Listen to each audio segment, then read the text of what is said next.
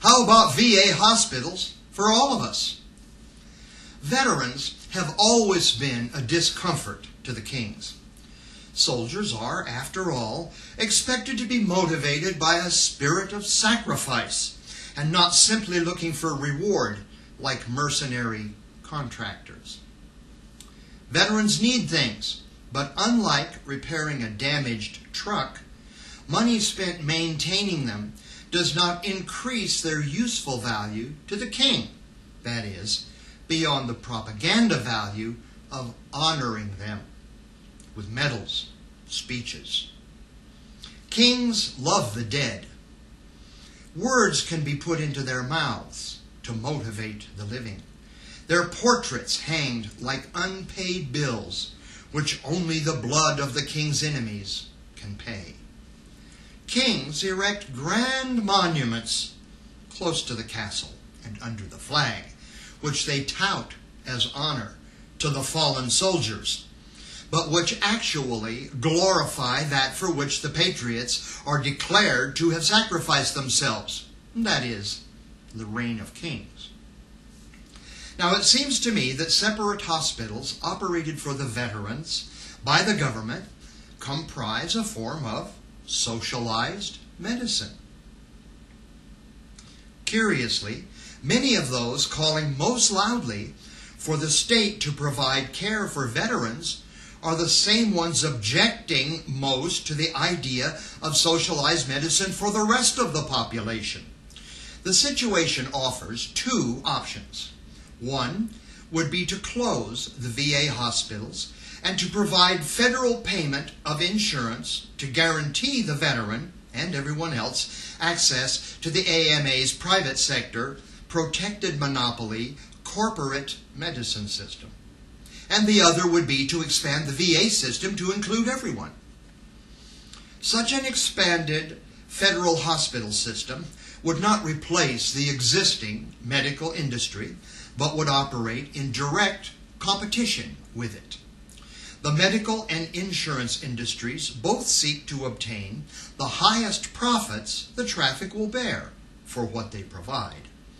Given a gung-ho attitude about genuine service, like our present military medical corps, the FedMed Corps could strive to obtain the most actual medical care at the lowest cost to the taxpayer.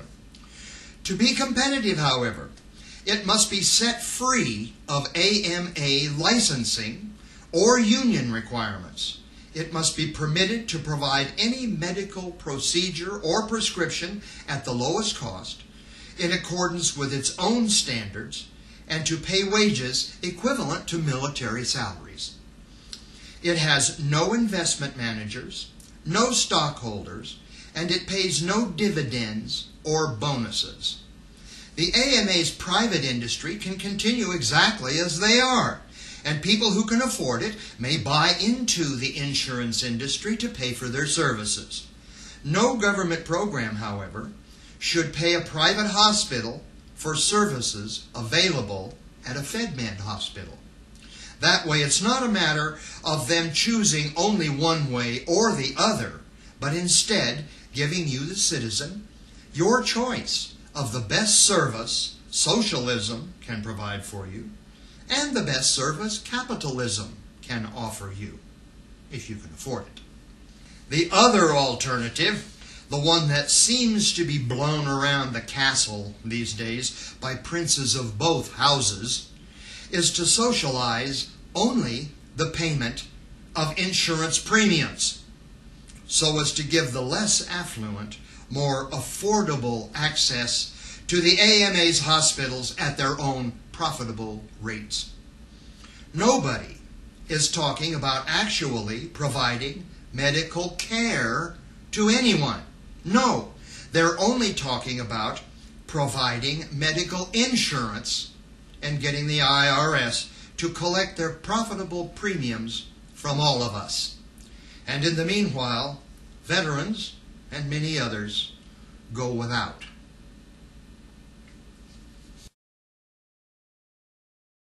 The Cyclopes are sons of the Titans, who are weapons makers to the gods.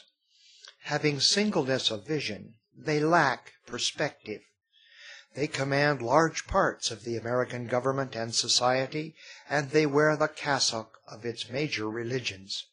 Workers at the forge and keepers of sheep, they dine on human flesh.